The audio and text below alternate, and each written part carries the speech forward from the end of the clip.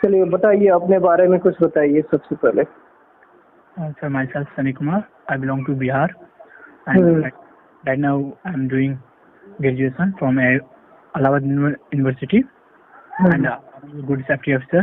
And my hobby is playing volleyball and traveling. That's all, sir. Safety में कौन सा course किया आप? Sir, ADIS, Advanced Diploma Industrial Safety. Okay, after graduation?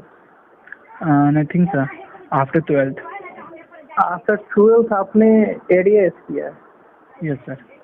Okay, कहाँ से belong करते हैं? बिहार से? Bihar, Siwan district.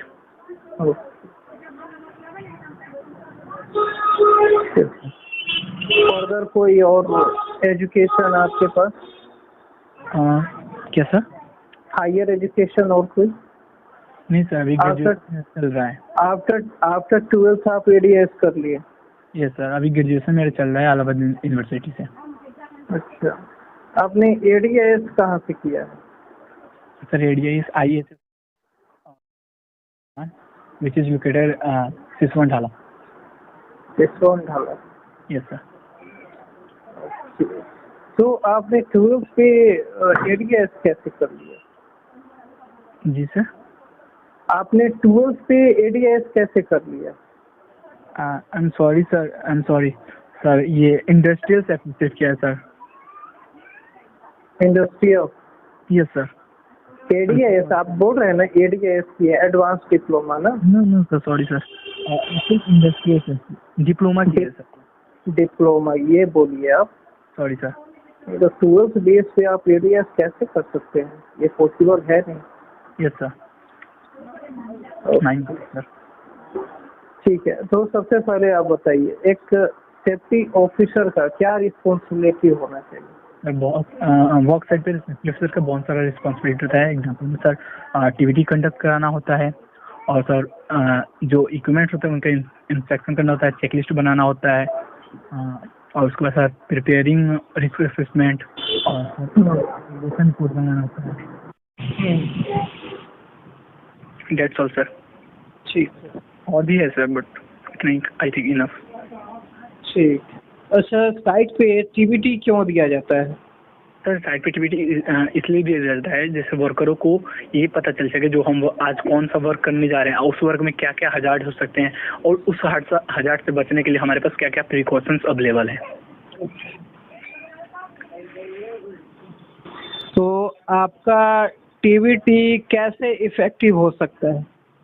अगर मान लीजिए आपके टीबीटी में कोई ऐसे बंदे हैं, कोई ऐसे कामगार हैं जो आपके बात को नहीं समझ पा रहे हैं सही तरीके से, तो उसे आप कैसे कन्विंस करेंगे? सर, उनको उस लैंग्वेज में समझाकर जिसमें वो आसानी से समझ सकें।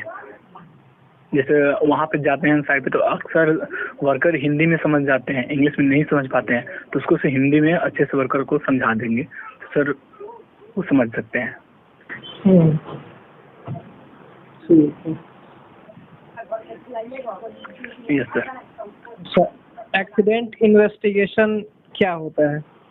सर, एक्सीडेंट इन्वेस्टिगेशन क्यों किया जाता है? सर, इसका सर हिंदी में या इंग्लिश में, किसी में भी बता सकते हैं? आप हिंदी में बताइए, टोटली हिंदी में बताना है आपको। Okay sir. Sir, accident investigation report इसलिए बनाया जाता है ताकि हमको जो एक्सीडेंट का मेन कॉज होता है, मेन कारण होता है, वो हमें पता चल सके, और उस एक्सीडेंट में कितना डैमेज हुआ है, ये कितना प्रॉपर्टी डैमेज हुआ है, उसका रिकॉर्ड हम लोग बना सकें, इसलिए एक्सीडेंट इन्वेस्टिगेशन करते हैं। और भी सर बहुत सारे कारण होते हैं, जैसे उस जो एक्सीडेंट रिपोर्ट हम बनाएंगे तो उससे हम फ्यूचर में, भविष्य में हमें उसी प्रकार की गलतियों से बच सकेंगे, उसे एक नया लेसन सीखने को मिलता है।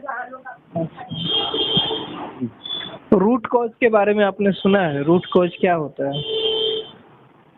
Sorry sir, main root cause का मतलब सर समझ में आ रहा है कि मेन कारण, बट ठीक से नहीं समझ पा रहे हैं।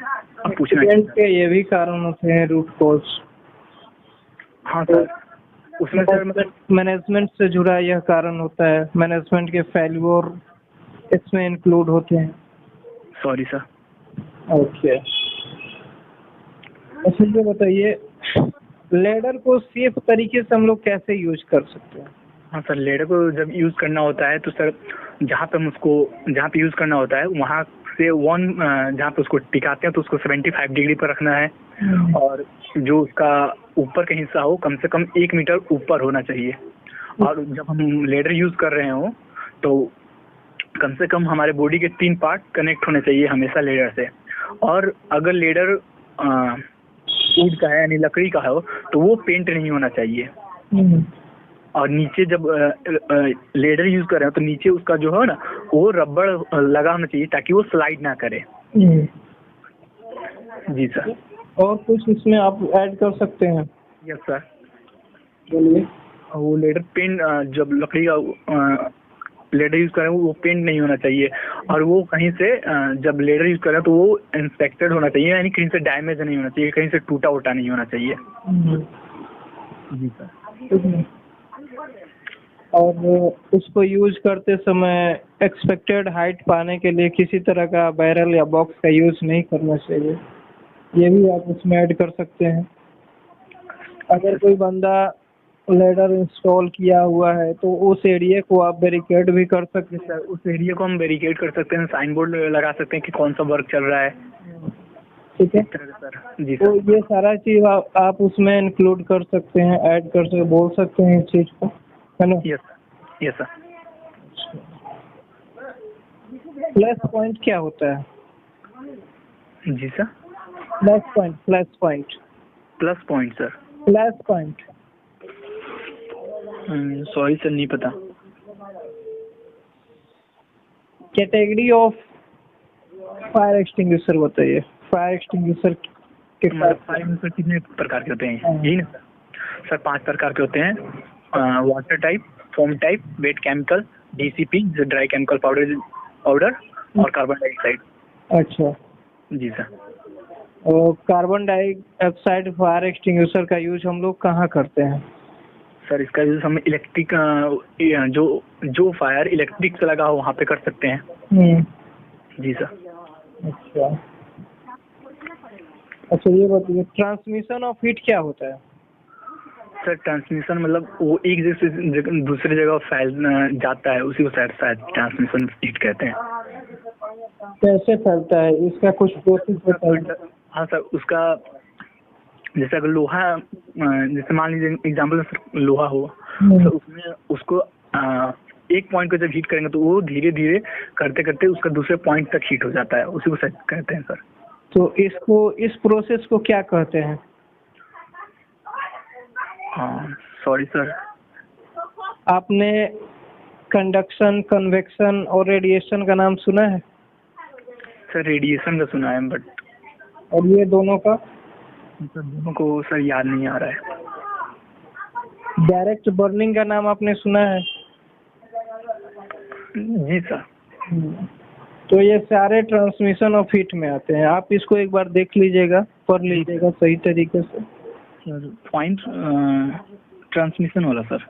ट्रांसमिशन ऑफ हीट, हाँ जी सर, पढ़ लेंगे सर। फायर वाले चैप्टर में होगा आपका। Yes sir. ठीक है जी सर। अच्छा, हजार्ड और रिस्क को आप कैसे डिफाइन करेंगे? एक एग्जांपल के थ्रू इसे डिफाइन करिए। सर पहले इसका डिफिनेशन होता है हजार्ड का कि sir anything that have potential to cause harm. और रिस्क हो जाएगा मतलब कोई भी ऐसा चांस जिससे एक्सीडेंट हो सके। जैसे एग्जांपल मान लीजिए सर कि हम लोग लेडर यूज कर रहे हैं, ठीक, लेडर यूज कर रहे हो तो वहाँ पे सर उस पर से सर स्टार्टिंग पॉइंट सर गिरने का जो खतरा होता है वो सर थोड़ा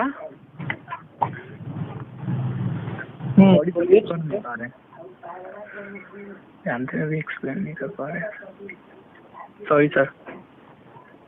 आप रिप्लाई दे सकते हैं, ठीक है? आप बस हेजिटेशन हटाइए और जल्दीबाजी मत करिए रिप्लाई देने में, ठीक है?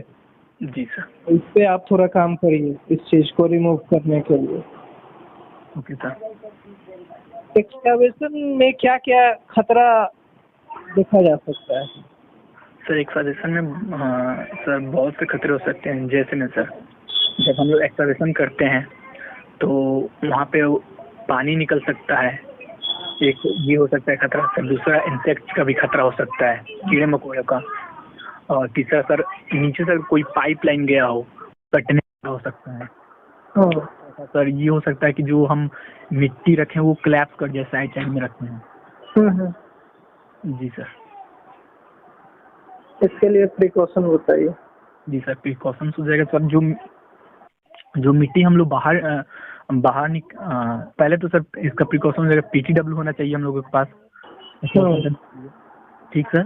उसके बाद जब हम जहाँ पे एक्सकर्शन करने जा रहे हैं वहाँ पे ये पहले से देख लिया जाए कि नीचे कोई इलेक्ट्रिक केबल या फिर कोई ऐसा पाइप नहीं है जिसको फटने का डर हो।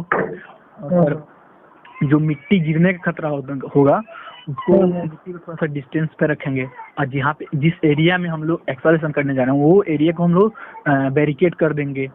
फिर उसके बाद साइन बोर्ड पोस्टेड कर देंगे। और जिस एरिया में एक्सकर्शन होने वाला है उसमें जो वर्कर काम करें उनको प्रॉपर IITS प्रोवाइड हो, जॉब स्पेसिफिक ट्रेनिंग प्रोवाइड हो, और सर सुटेबल PPE प्रोवाइड हो उनके पास। एक होल वाचर होना चाहिए सर, बस इतना काफी। ठीक है। वेरिफिकेशन कितने टाइप के होते हैं? वेरिफिकेशन सर एक हार्ड वेरिफिकेशन होता है और एक नॉर्मल वेरिफिकेशन। हार्ड वेरिफिकेशन में क्या क्या आता है सर? ये प्रॉपर पता नहीं है। ठीक है। वेरिफिकेशन टेप का नाम आपने सुना है, जिसको कासन टेप भी हम लोग बोलते हैं? जी सर। ठीक है, तो इस बार इसको भी आप देख लीजिएगा। जी सर है सर, वेरिफिकेशन देख लेंगे एक बार, वेरिफिकेशन के टाइप एंड उसका कितने पर टाइप के होते हैं। ठीक है। अच्छा, PFAS क्या होता है? PFAS सॉरी सर, नहीं पता है।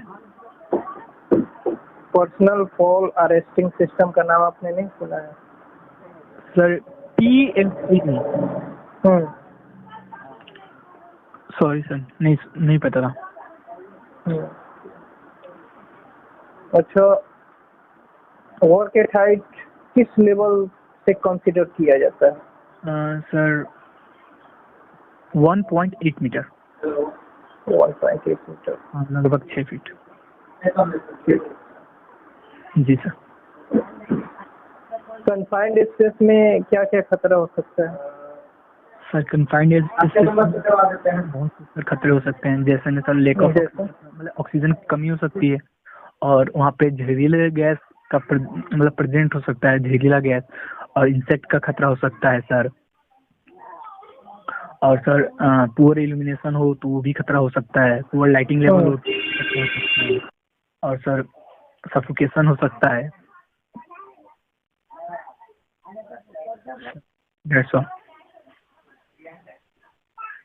इतना ठीक है कि और बताएं? स्कैफोल्डिंग के पार्ट्स के बारे में बताइए। सर स्कैफोल्डिंग में स्टैंडर्ड होता है, सोल बेड होता है, बेस प्लेट होता है, और सर उसमें रहता है sir top rail, mid rail and toe board. जी सर।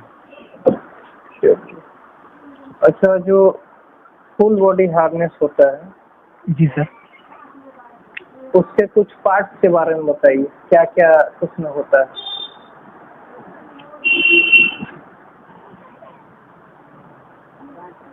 पता है सर? नाम याद नहीं आ रहा है, पता तो। Sorry sir. लाइफ लाइन का साइज क्या होता है? Sir 6 feet.